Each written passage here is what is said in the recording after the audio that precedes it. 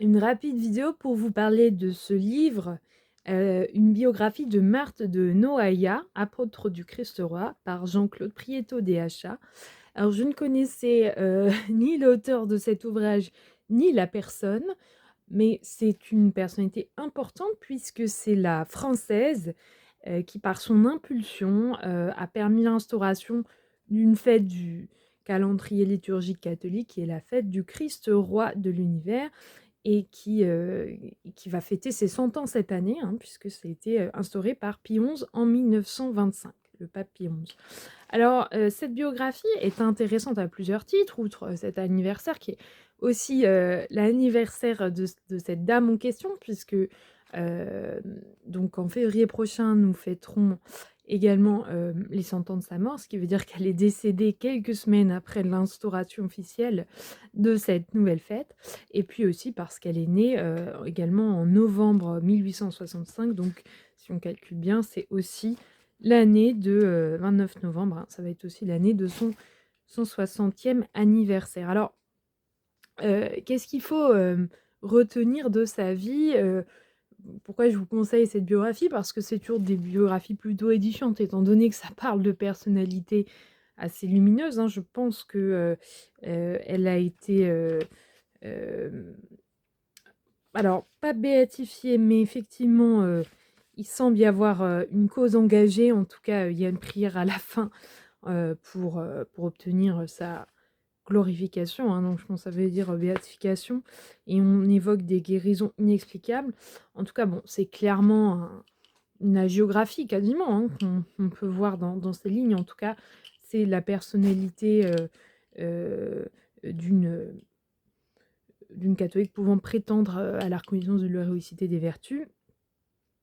Mais, alors qu'est-ce qui est spécialement intéressant? Alors moi, pour vous donner l'étendue de mon ignorance, je ne savais même pas que cette fête était entre guillemets «aussi récente», et ça nous permet de mieux comprendre le catholicisme de cette fin 19e siècle, début 20e siècle, avec des exemples concrets. Alors, quand on entend parler de l'histoire des idées en France, on entend souvent, en fait, l'histoire du camp opposé, hein, du camp anticlérical, cartel des gauches qui gagne beaucoup de batailles au niveau politique dans ces années-là. On entend rarement le point de vue, catholique, si je puis dire, autre que sur un mode un peu dépréciatif, un peu réactionnaire. Bon, là, on voit aussi la consistance, hein, des personnalités, on va dire, issues de la bourgeoisie, noblesse, qui ont fait ce temps. Moi, qu'est-ce que je veux retenir de ce livre qui m'a surpris, en tout cas dans cette personnalité? Alors, d'abord le fait c'est une femme et c'est intéressant de voir un peu l'itinéraire que peut avoir une femme, catholique dans ces années-là. D'abord, intéressant de voir qu'elle n'a pas eu une vocation si simple, puisqu'elle a commencé en essayant d'entrer en Légion. Finalement, sa santé ne lui a pas vraiment permis de continuer dans cette voie, donc elle s'est mariée, mais très tard, à l'âge de 45 ans, donc on peut imaginer que c'était un mariage, joséphate, je crois que c'est le terme, en tout cas qui avait pas forcément consommation, ils n'ont pas eu d'enfants, mais qui son futur, le son mari qui est devenu veuf par la suite et a été ordonné prêtre après. Donc c'est assez intéressant. En tout cas, elle a mené cette action d'abord comme, célibataire, ce qui ne semblait pas poser un problème particulier. C'est assez étonnant et intéressant de point de vue qui pourrions avoir un préjugé sur cette époque. En tout cas, c'est impressionnant de voir ce qu'elle a pu faire en tant que femme, y compris, comme je disais, sur ce plan, religieux, puisque avec son mari, mais on sent qu'elle a été aussi l'impulsion première. C'est elle a, elle a poussé pour la reconnaissance de cette fête en contactant les plus grandes autorités catholiques, parce qu'avant le pape, c'était les dirigeants, d'ordre, et les évêques du monde entier, hein. C'est des listes très intéressantes de ce point de vue-là. Mais c'est vrai qu'on peut se dire, que, effectivement, la femme qui n'avait pas le droit de vote à cette époque avait un rôle important et ça m'amène à mon deuxième point sur son rôle politique. On pourrait croire effectivement, qu'une femme pieuse, catholique, s'éloigne des choses de ce monde, c'est peut-être l'inverse. En tout cas, il y a de développements très intéressants sur son rôle dans la Ligue patriotique, des femmes, que je ne connaissais pas, mais visiblement c'était, les partis qui s'opposaient, aux républicains d'alors, avec des mots très durs sur la franc-maçonnerie et donc évidemment, comme son nom l'indique, c'était plutôt des femmes, qui encourageaient d'ailleurs, qui prenaient position politiquement et qui encourageaient à l'apostolat auprès de leur mari, hein, puisqu'il y avait un gap homme-femme sur les positions et donc ce qui veut dire qu'il y avait plus de femmes croyantes que que que leurs maris. C'est plutôt la configuration et donc la question c'est comment ça se fait que ça ne se transmet pas aux hommes cette fois? Et donc c'est là qu'on voit aussi, cette dimension, politique de la religion, hein, puisque les mots sont crus, ils sont mâchés. Ça m'a fait penser personnellement sur un autre domaine à Charlie Kirk. D'autant que, au départ, certains curés, c'est bien dit, se méfiaient de ce côté politique en fait de ces réunions, ce qu'elle rassurait en disant voulant d'abord faire de bonnes chrétiennes avant, en priorité et qu'ensuite ça infuse sur, le positionnement, de leurs proches et donc plutôt, sur l'aspect, familial puis politique. Mais il y avait une sorte d'ordre des priorités. D'autre part, c'est intéressant parce qu'on voit aussi le développement en fait, du catholicisme à cette époque et notamment la promotion de la communion fréquente et on voit à quel point, ça l'a marqué pour tous les âges, toutes les couches de la société et donc elle s'en fait largement l'écho elle-même. Alors on sent quand même que c'est un catholicisme marqué par son temps, évidemment. Comment ne pourrait-il pas l'être avec ce sentiment encore très présent de l'indignité, hein, devant la bonté divine qui fait qu'on a des on a des textes très autodépréciatifs en quelque sorte, hein, pour ensuite demander la faveur du bon Dieu. Alors, je trouve que ça fait un peu daté, bien sûr, mais c'est intéressant de lire cette expression de piété, hein, de l'époque. Alors, malgré tout, on ne peut pas le réduire à ça et notamment par rapport à la question de la charité et là, il y a les premières pages qui sont extrêmement émouvantes puisqu'on apprend que la même année où la petite Thérèse a intercédé pour la grâce du condamné à mort Pranzini qui avait tué, deux fillettes et bien elle fait de même pour un assassin qui, avait, après ses crimes, tenté de se suicider et d'après elle l'a obtenu, hein. Donc c'était un double assassinat dans la Nièvre. Alors le nom n'est pas donné, mais c'est effectivement, intéressant de voir qu'effectivement cet acte de la petite Thérèse n'est pas isolé et témoigne probablement d'une piété, développée à l'époque et c'est vraiment lié à la question du pardon, hein, dans la doctrine, chrétienne, et catholique, mais je pense qu'on voit d'autres exemples, que purement catholiques. Enfin, c'est une notion très chrétienne en tout cas, celle de la rédemption, du pardon. C'est intéressant de voir également, là je suis à la même page, hein, au début, de voir la sollicitude, des papes. Alors c'est vrai qu'il y a une dévotion pour le pape de la part des peuples chrétiens, hein, c'est employé au pluriel, en tout cas des croyants, très pratiquants, comme elle, mais aussi je vois que, les papes ont une certaine ouverture, y compris vis-à-vis des femmes, puisqu'elle peut saluer le Saint-Père, 2 fois en rapportant, la demande de conversion que lui avait confiée sa mère, qu'elle n'avait pas pu dire la première fois et c'est intéressant cette sollicitude papale, loin d'une image d'un hiérarque, éloigné de ses fidèles, comme le serait n'importe quel roi terrestre. Donc je pense qu'on comprend aussi toute la question de l'affect, hein, du catholicisme de ce temps qui ne se réduirait absolument pas à une caricature sous forme d'un jansénisme ou d'un code moral très glacial. C'est pas du tout ça. Alors, voilà ce que je voulais en dire. C'est très intéressant aussi parce qu'on voit finalement une vie qui traverse. La petite Thérèse est morte à 24 ans, elle, disons qu'elle meurt à 60 ans, mais donc elle traverse différentes étapes. Alors j'ai parlé du début du 19e siècle très anticlérical, hein, qui a appelé cette participation politique, mais aussi la Première Guerre mondiale avec beaucoup de morts, y compris dans son entourage et puis, ensuite jusqu'en 1926 son action, qui devient de plus en plus, liée à la promotion, hein, de cette, cause de la royauté sociale, de Jésus-Christ, voilà.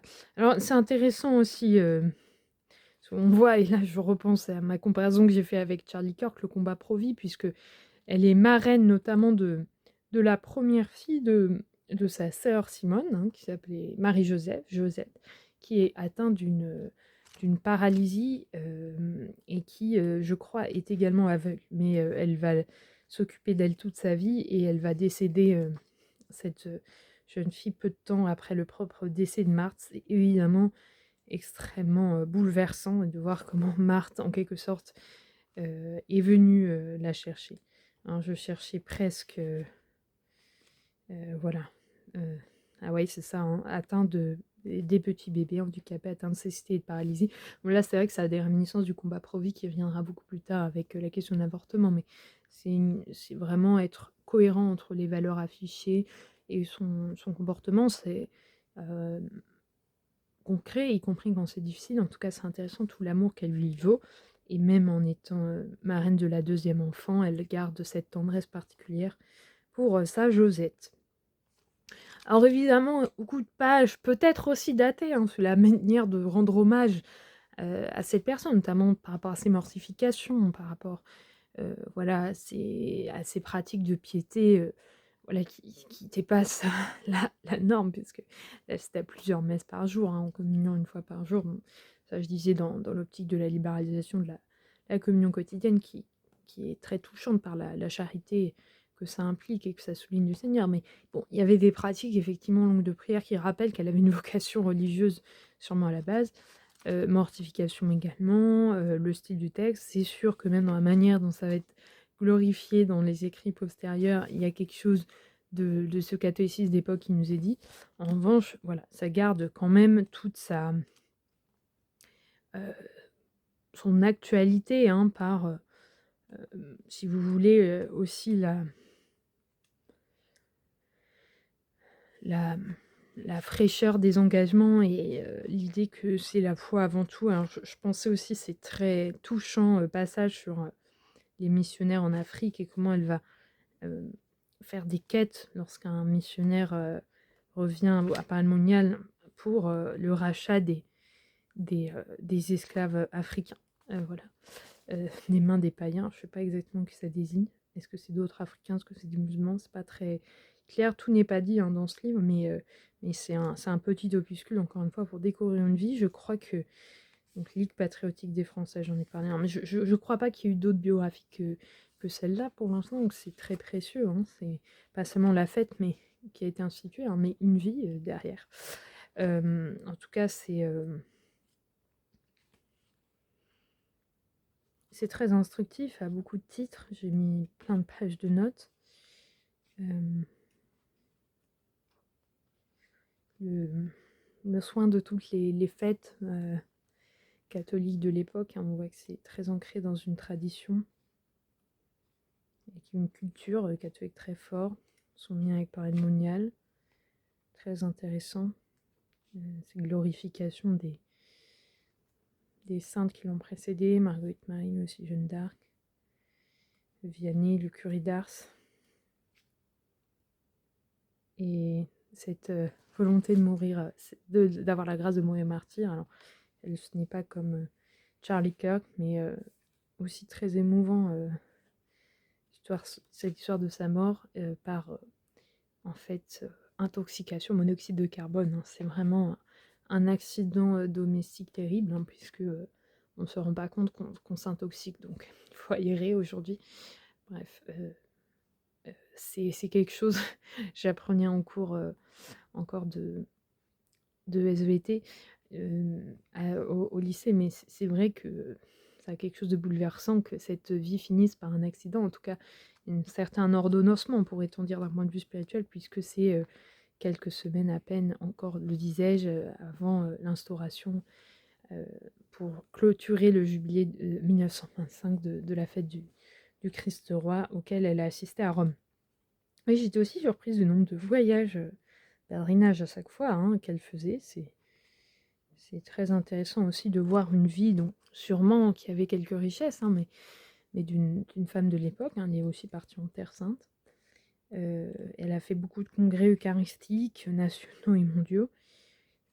En tout cas, c'est ce que je disais, hein, c'est ce genre de livre qui est très utile parce que à plein de niveaux, il nous renseigne et souvent, en nous faisant découvrir une âme inspirante, ils nous permettent de mieux comprendre un contexte, nous permettent de mieux comprendre évidemment, l'instauration d'une fête, même si, heu, je trouve que la théologie de qu'est-ce que c'est, la fête, du règne social de Jésus-Christ n'est pas forcément complètement explicitée dans ce livre, ça n'en était pas certes l'objet, mais ça permet aussi, voilà, de découvrir la spiritualité, catholiques d'une époque, un certain milieu, on voit beaucoup de noms qui apparaissent, qui sont, connus pour autre chose. Je pensais au père Sanasolaro.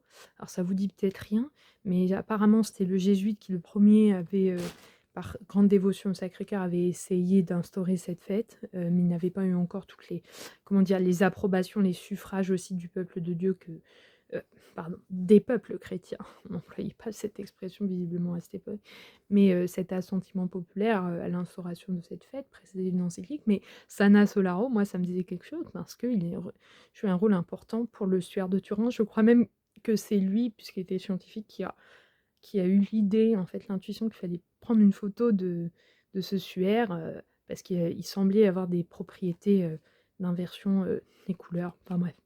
Juste pour dire que c'est pas du tout le même cadre, pourtant je retrouve ce nom, je retrouvais d'autres noms, Ernest Hello, que je connais à peine, mais j'ai déjà entendu, je savais pas du tout que ça se référait à des catholiques, français, connus, pareil pour les ecclésiastiques probablement. En tout cas, voilà, c'est aussi une, comment dire? Une incitation à se renseigner davantage, mais j'ai beaucoup appris en un seul ouvrage, y compris, comme je disais, sur la petite et grande histoire, hein, aussi l'histoire des mœurs, parce que comme je l'ai dit, elle a fait plein de choses malgré sa condition féminine, au contraire, ça l'a pas empêché d'avoir ce rôle prépondérant et ses interlocuteurs de haut rang. Hem, oui, son côté conférencière, c'est intéressant, quoi. C'était une vraie rhéteur, quoi. C'est qualité qu'on pensait pas forcément, heu, attribuée aux femmes de cette époque parce qu'on imagine qu'elles avaient un autre rôle dans la société. Enfin, voilà, pas mal des préjugés que j'avais aussi sur cette époque se sont révélés, heu, en réalité, fausses et je sais pas si c'est forcément le cas dans d'autres milieux que les milieux catholiques, en tout cas particulièrement dans le milieu catholique.